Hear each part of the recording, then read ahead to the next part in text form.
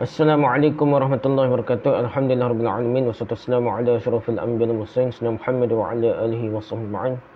Rabbi shrah li sadri wa yassir li amri wa hlul 'uqdatam min lisani yafqahu qawli amma ba'd.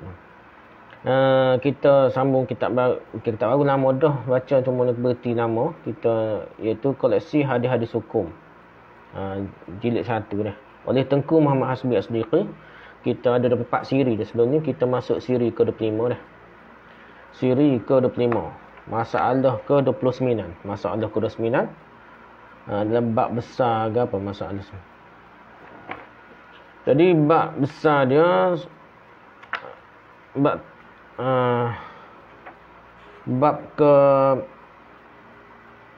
ke-7. Bab 7 hukum bersuci dan membersihkan badan. Hukum bersuci bersugi dan membersihkan badan. Gosok gigi. Hukum bersugi dan gosok gigi dan membersihkan badan dalam bab yang ke-92 dah.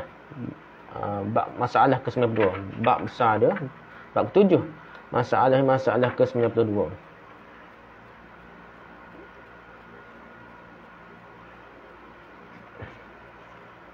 Okey, kita pergi dah. Bab ke-92. Mencelup dan menghitamkan rambut putih dengan inai. Boleh ke tak boleh dah mencelup dan menghitamkan rambut putih dengan inai. An Jabir bin Abdullah radhiyallahu anhu qala ji'a bi abi Quhafah yaum al-fath ila Rasulillah sallallahu alaihi wasallam wa ka'anna ra'sahu saghamah faqala Rasulullah sallallahu alaihi wasallam idhhabu bihi ila ba'di nisa'ihi qultu ghayyiruhu bi syai'in wa jannibuhu as-sawad. Warahul jam'ah illa al-Bukhari wa Tirmidzi.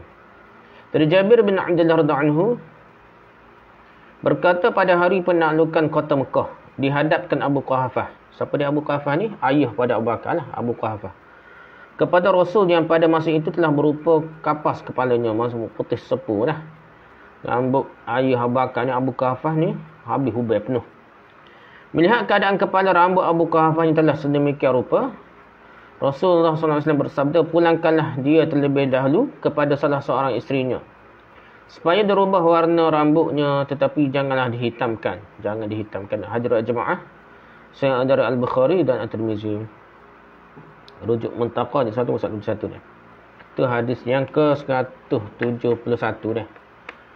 Hadis ke-172 dalam koleksi hadis hukum ni, bab yang ke-7, masalah ke-92 dah. Hadis ke-172. An Abi Dzar radhiyallahu anhu qala qala Rasulullah sallallahu alaihi wasallam inna ahsana ma ghayyartum bihi hadha asy-syaiba al-hanna wal katmu. Rawahu Ahmad wa Abu Daud wa Tirmizi wa An-Nasa'i wa Ibnu Majah. Dari Abu Dzar radhiyallahu anhu berkata Rasulullah sallallahu alaihi wasallam bersabda, sebaik-baik benda yang kamu pakai buat pengubah warna rambut. Ahsana ma ghayyartum bihi. Jadi sebaik-baik benda yang kamu pakai untuk ubah warna rambut ni yang telah putih ialah inai dan ketam, al-hanna wal katmu, inai dan ketam. Hadir Ahmad, Abu Daud, An-Nasa'i dan At-Tirmizi dan Ibn Majah. Dikatakan ni apa ialah sebangsa tumbuh-tumbuhan yang biasa dipakai di tanah Arab untuk mencelup rambut dan untuk membuat tinta lah. Yang warna lah, membuat dakwah ataupun celup rambut lah. Hadis ke-103 an Abi Hurairah radhiyallahu anhu qala qala Rasulullah sallallahu alaihi wasallam innal yahuda wan nasara la yasbighuna fa khaliquhum. Warahul jamaah. Hadis ke-103 dari Abu Hurairah radhiyallahu anhu berkata Rasulullah sallallahu alaihi wasallam bersabda, orang-orang Yahudi dan Nasara, Yahudi dan Kristian ada, Nasara tidak mencelup rambutnya. Lantaran itu celupilah akan dia rambut hadirat jemaah. Jadi ubah warna rambut dan suruh lagi. Okey, syarahnya dah. Hadis ke-171 diriwayatkan oleh jamaah selain Al-Bukhari dan At-Tirmizi.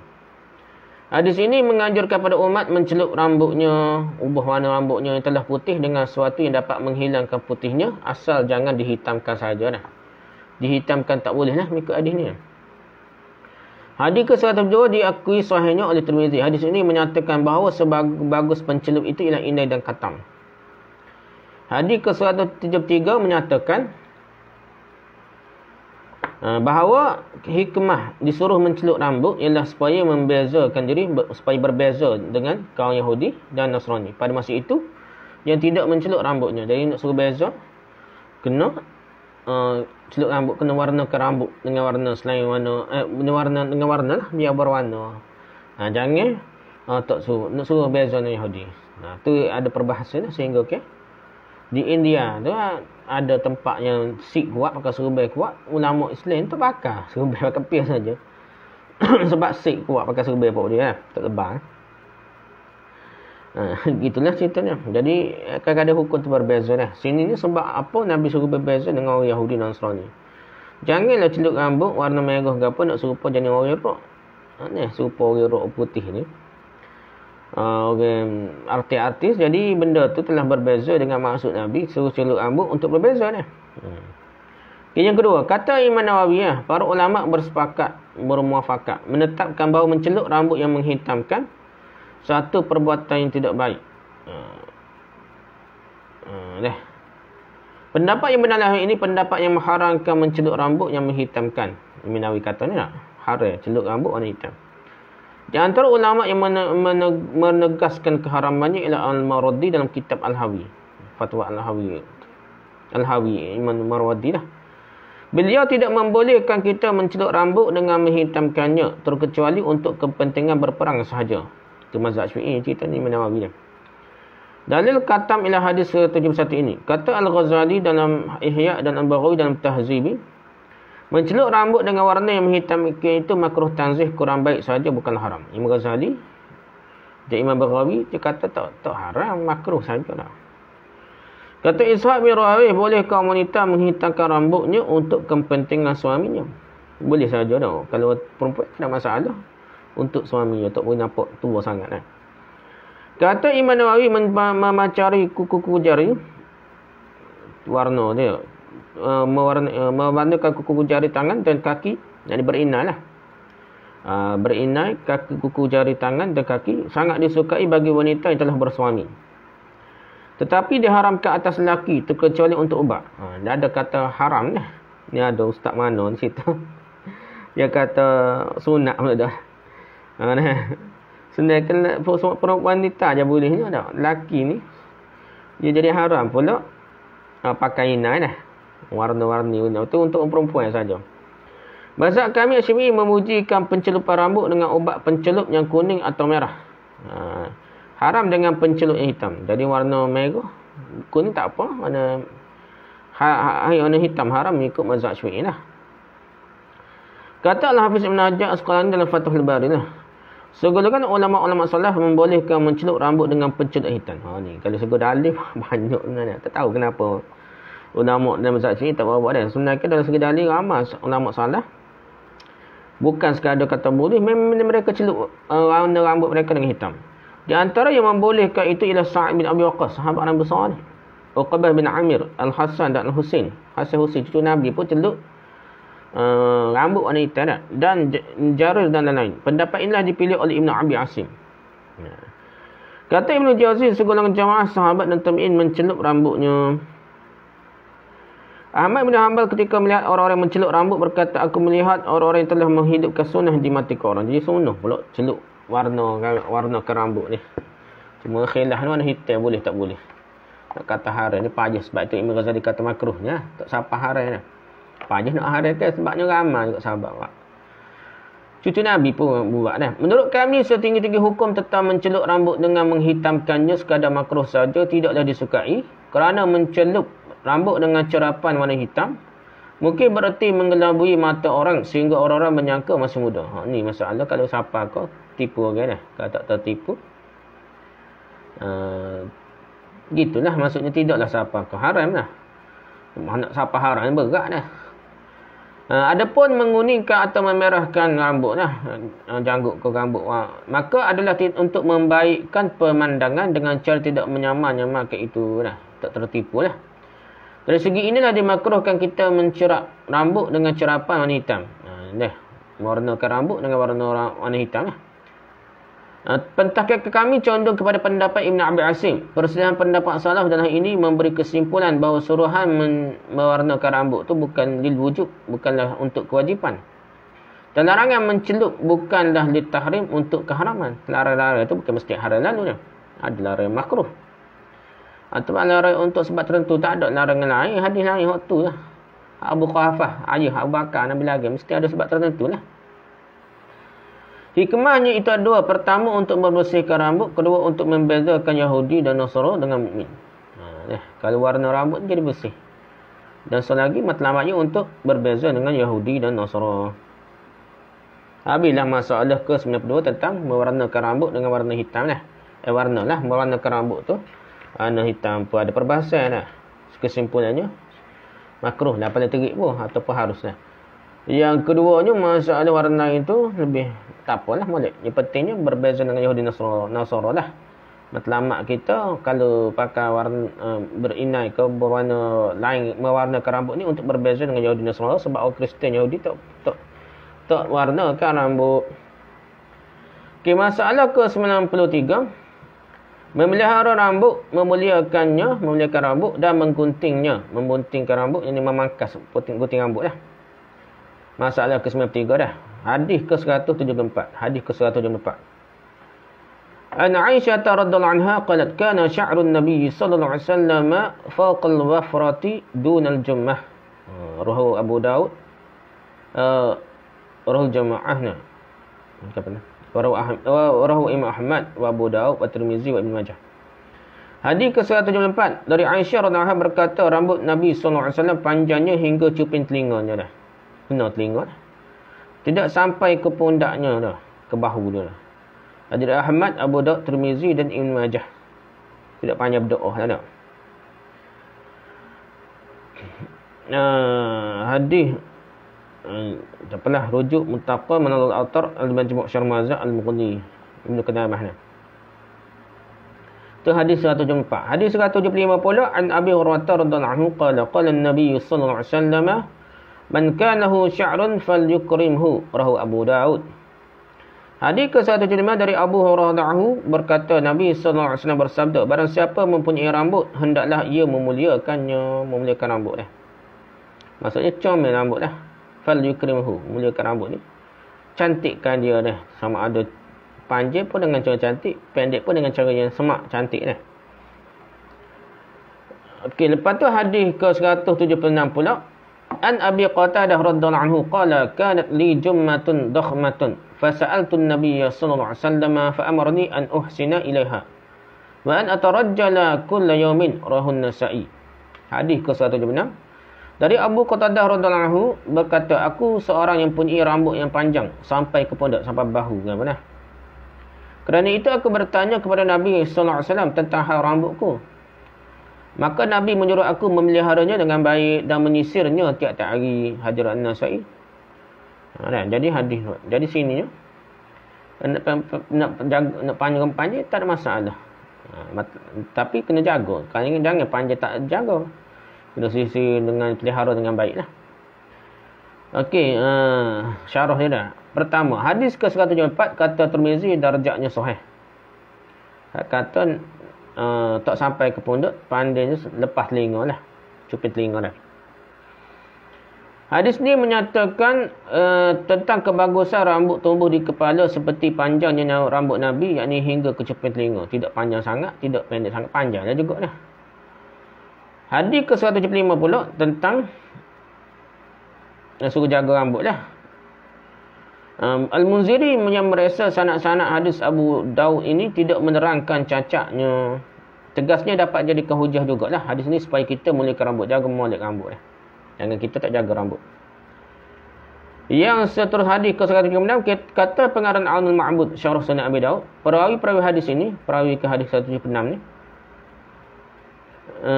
semuanya terdiri dari perawi hadis sahih. Hadis ini menyuruh kita menyisir rambut setiap hari. Jadi kena sisir rambut, kena menyisir rambut setiap hari. Jaga biar cantik, biar kemah, ismak. Kata Tirmizi dalam Syama'il Tirmizi lah, seringkali Nabi meminyaki rambutnya dan menyisiri janggutnya. Jadi Minyak rambut lah. Nampak comel, sterik molek dia. Jadi cantik lah. Panjang dengan cantik. Bukan goseng macam orang rock. Bukan lah. Kata Al-Hafiz Al-Iraqi, hadis-hadis yang menyatakan bahawa Nabi tetap menyisiri rambutnya tiap-tiap hari. Tidak aku dapati isnadnya. Nama-nama orang yang meriwayatkannya. Aku cuma mendapati hadis itu dalam kitab Ihya Ulumuddin lah. Ia itu satu kitab yang banyak sekali dalamnya hadis yang tidak berasal. Kena berhati-hatilah. Hadis Ihya Ulumuddin Imam Ghazali dah. Jadi hadis ni kuat lah. Tapi hadis lain itu tak kuat lah. Okey, seterusnya yang ketiga dah. Hadis-hadis ini menyuruh kita memelihara rambut dan merapikan rambut. Yang ini meminyaki rambut dan menyisir rambut. Cara memelihara rambut yang dilakukan oleh Nabi ialah membiarkan panjang bahagian belakangnya sampai ke punduk. Sampai ke belakang tu sampai ke punduk. Dan bahagian kiri kanan kepala hingga ke cuping telinga. Sampai cuping telinga sini. Rambut ni sampai bahu dah. Rambut belakang dah. Kalau rambut panjang lah. Model rambut yang demikian ini disukai di masa-masa lalu. Zaman Nabi, zaman sahabat tu. Memang fashion orang jati. Orang lelaki zaman tu. Rambutnya setara tu lah. Nah.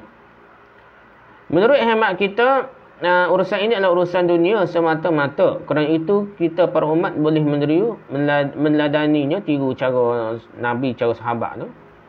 Boleh juga tidak. Boleh rambut tidaklah panjang serupa zaman Nabi tu.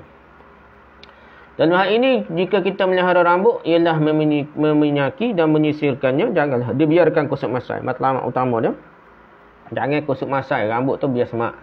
Kalau sipir rambut, biar semak. Jangan kusam, jangan nampak tak kemah.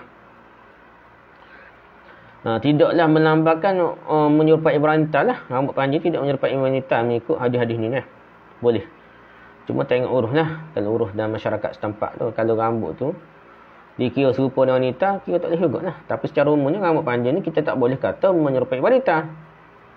Tapi cara jaga, cara buat tu jangan serupa dengan wanita lah. So, lepas tu jangan menyerupai orang fasik. Orang rock, rambut buat macam berwarna ke ataupun memanjangkan rambut macam orang fasik, tak boleh juga. Jadi kita buat, nak jaga rambut, biarlah semak, biarlah kemas. Dah. Dan tidak sahih lah kata sunat rambut pendek dah. Setengah tu pondok tu pendek dah. Cukup sama pan tu. Tidak sunnah lah. Tak boleh nak kata sunnah. Kalau nak elok daripada gatal ataupun disiplin sikit-sikit tu dimaafkan lah. Tapi tak boleh kata ada kelebihan rambut pendek. Rambut pendek tidak ada kelebihan kecuali orang yang cukup ketika haji umrah tu lain lah. Okay, masalah ke-94.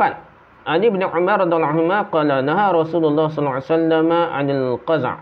Riwayat Bukhari wa Muslim. Dari Ibn Umar radhiyallahu anhu berkata Rasulullah SAW tidak membolehkan qaza' membuat gombak-gambik di kepalanya. Maksudnya ni cukur sebelah, biar sebelah dia. Hadis Bukhari dan Muslim. Rujuk Muntaqah lah. Ni hadis-hadis banyak yang ambil daripada kitab Muntaqah, Ibn Taymiyah ni. Okey, pertama hadis ke-107 menunjukkan pada tercegahnya kita membuat jambu di kepala dia. Maksudnya rambut lain kat ada depan jambu, depan besar nak pelik lah. Kata adik Asy-Syabra Al-Mulusi ni, Syabra Al-Mulusi lah. Ni ulama besar mazhab Syafi'i lah. Qaza'nya kucing ni ialah mencukur rambut anak-anak dengan membiarkan tinggal berapa rompok di kepalanya.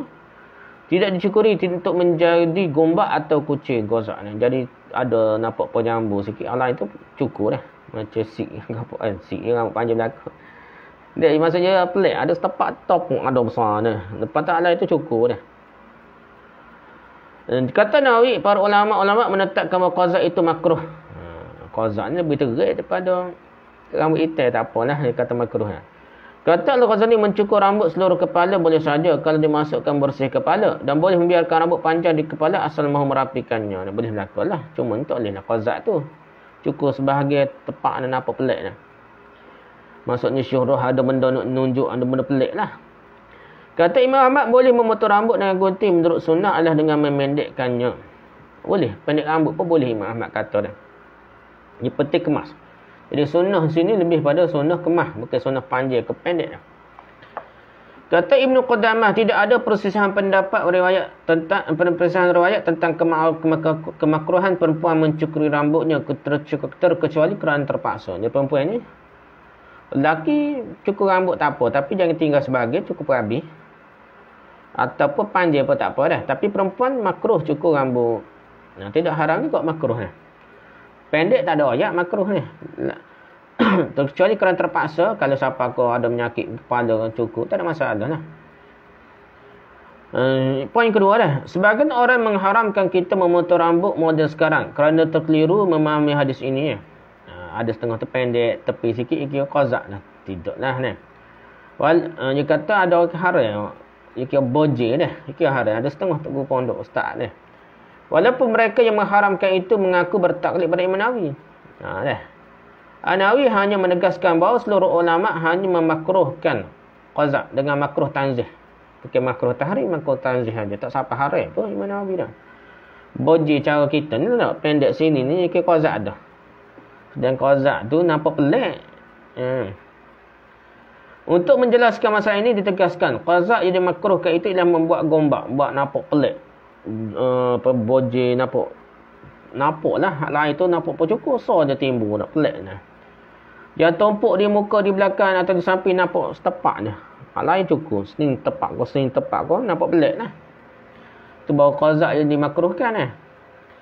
Yang kedua, mengingat makna qazak demikian yang telah bahawa memotong rambut model sekarang tidak dapatlah dihukum haram dengan berdalil kepada hadis 170 ini. Boji kita boji gini.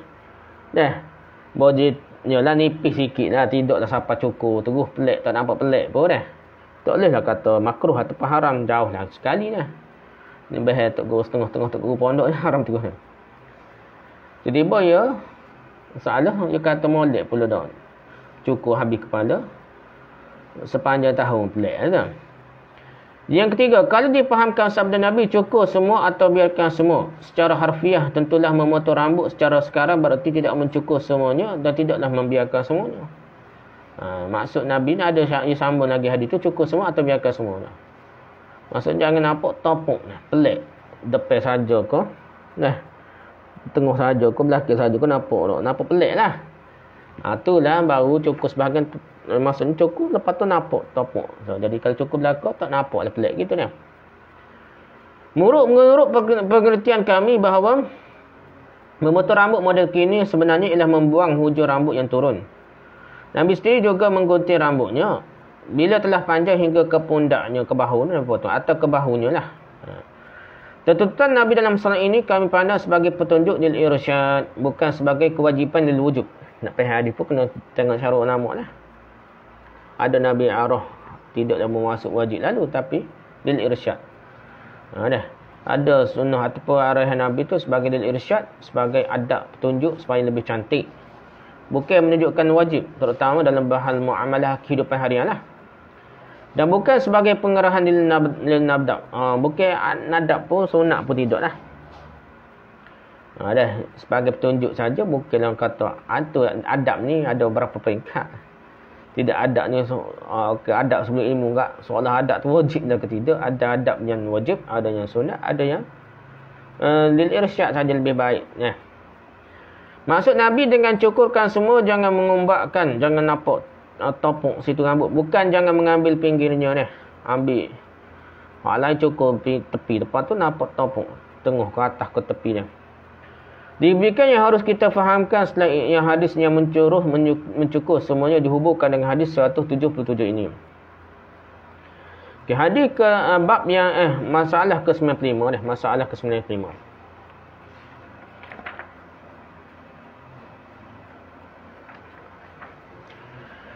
Bercelak dan berwangi-wangian. Hadis ke-178. Hadis 178. Masalah ke-9 bercelak dan berwangi-wangian. An Ibn Abbas radhiyallahu anhu qala an-nabiy sallallahu alaihi wasallam alaikum bil ismid fa innahu manbatatun lisy'ri madhhabatun lil qadha masfatun lil basar. Rawahu Tabrani. Hadis ke-178 dari Ibn Abbas radhiyallahu anhu berkata Nabi sallallahu alaihi wasallam bersabda, hendaklah kamu selalu bercelak. Kerana celak itu menumbuhkan bulu mata, menghilangkan kotoran-kotoran pada mata dan membersihkan penglihatan. Hadis Tabrani. Hadis ke-178 Jadi kata hendak selalu celak. Ni yalah celak tu sunnah boleh dah. Ni dak celak buat nipu orang setengah tu celak untuk jadi scammer dah. Ngaku nasab Nabi dan apa scammer dah. Selalu bercelak kerana celak itu menumbuhkan bulu mata. Menghilangkan kotoran-kotoran pada mata celaknya. Dan bersihkan penglihatan. Tapi kena bahaya celak tu kena tengok lah. Jangan bahaya-bahaya nak. Tak ada mentakut sesuatu yang terjadi. Okey, hadis ke 179. An Abi Hurairah radhiyallahu anhu qala an-nabiy sallallahu alaihi wasallam man 'urida 'alaihi tibun fala yaruddahu fa innahu khafiful mahmali tayyibur raihati. Rawahu Ahmad wa Muslim wa Nasa'i wa Abu Daud. Dari Abu Hurairah berkata, barang siapa disuguhi wewangian, janganlah ia menolaknya dah. Pakai minyak wangi orang bui, jangan tolak. Kerana wangi-wangi itu ringan pembawaannya dan harum baunya dah. Hadis Ahmad, Muslim dan Abu Daud. Jangan tolak lah. Orang bagi minyak wangi, kita terima dah. Benda baik kita terima. Jangan kita tak terima, jadi sakit hati orang. Kalau tak, adabnya kita saling hormat menghormati, terima menerima dah. Dia ada kadang-kadang menyakitkan hati kalau kan. Benda yang seringkah tu pun tak terima, nampak sombong lah dah. An Abi Hurairah radhiyallahu anhu qala an-nabiy sallallahu alaihi wasallam inna tibar rijali ma zahara rihu wa khafiya launuhu. Wa tiban nisa'u ma zahara launuhu wa khufiya rihu. Wa Nasa'i wa Tirmizi. Dari Abu Hurairah berkata Rasulullah SAW bersabda, wangian yang sangat baik untuk dipakai kaum lelaki yang tidak terlihat bentuknya, tak nampak warna ke bentuknya tak nampak, yang tidak menyolok warnanya, semerbak baunya. Jadi lelaki yang bagus pakai minyak wangi kuat bau ni. Dan wangi yang sangat baik dipakai oleh perempuan yang menyolok warnanya, tidak semerbak benar baunya, warna je bau nampak comel ke apa. Tapi bau tu jangan bau kuat lah. Sekadar hilang bau. Bukan tak boleh langsung perempuan pakai minyak wangi. Tapi jangan menarik perhatian lelaki lah. Sekadar hilang bau busuknya. Hadis An-Nasi Tirmizi. Okey, syarah dia. Pertama, hadis ke-178. Kata Al-Hafiz Ibn Hajar Al-Asqalani dalam Fathul Bari, Syarah Sahih Bukhari. Isnadnya Hasan. Hadis riwayat Tabarani dah lah. Celak, tumbuh bulu mata, hilang kotoran. Bersih penglihatan tu. Hadis riwayat tersebut Hafiz Ibn Hajar kata Hasan. Hadis ke-179, jangan tolak minyak wangi tu kerana bau ringan bawaannya dan harum baunya tu. Menyatakan bahawa kita dipuji memakai wewangian dan tidak disukai kita menolak minyak wangi bau-bauan lah. Bila orang suguhkan, orang berikan pada kita. Hadis ke-130 kata Tirmizi, hadis ini Hasan. Itu hadis yang kata perempuan lelaki tu warnanya tak warna mana tapi bau kuat. Perempuan pula warna kuat, bau tak kuat dah. Kata Tirmizi, hadis ini Hasan. Hadis ini menunjukkan bahawa orang lelaki memakai bau-bauan yang harum, yang tidak nampak warnanya seperti minyak wangi. Dipuji, molek pakai minyak wangi yang bau kuat dah lelaki dia. Jika mereka memakai wewangian yang kelihatan rupanya seperti menyunting kembang warna di telinga, tidaklah terpuji, tak molek lelaki buat gitu. Sebaliknya disukai orang-orang perempuan memakai wewangian yang kelihatan warnanya dan kurang semerbak baunya, harumnya ya. Jangan bau kuat menarik perhatian lelaki dah.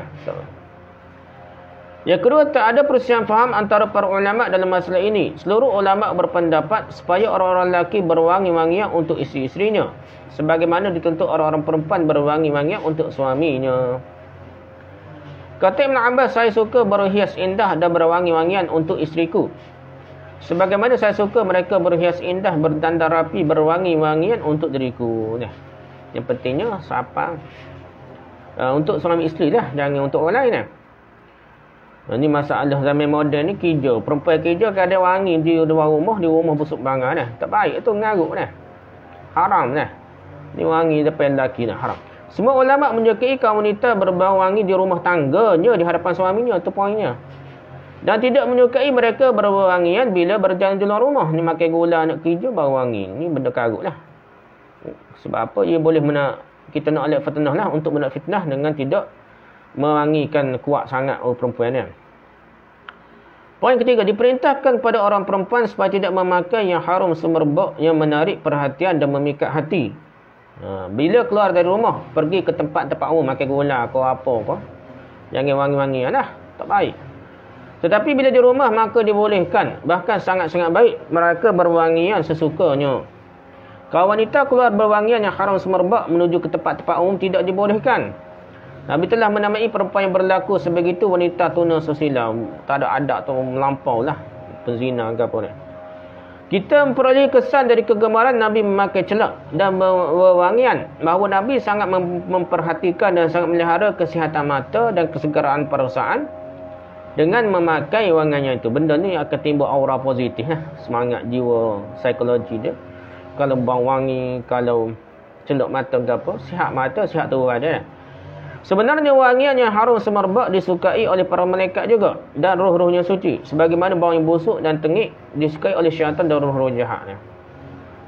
Jin-jin jahat lah maksudnya. Roh ni jin-jin yang suci, jin. Kalau bau busuk ni setan ataupun iblis ataupun jin setan yang jahat. Okey, masalah ke-96. Dalam bab ketujuh ni masalah ke-9, melumuri badan atau meminyaki badan dengan param. Param ni apa kita baca depan ni. An Ummi Salamah radhiyallahu anha qalat inna an-nabiy sallallahu alaihi wasallam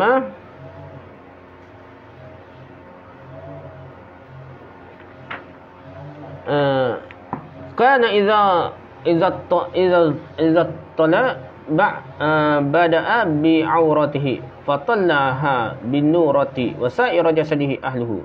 Rawi Ibn Majah.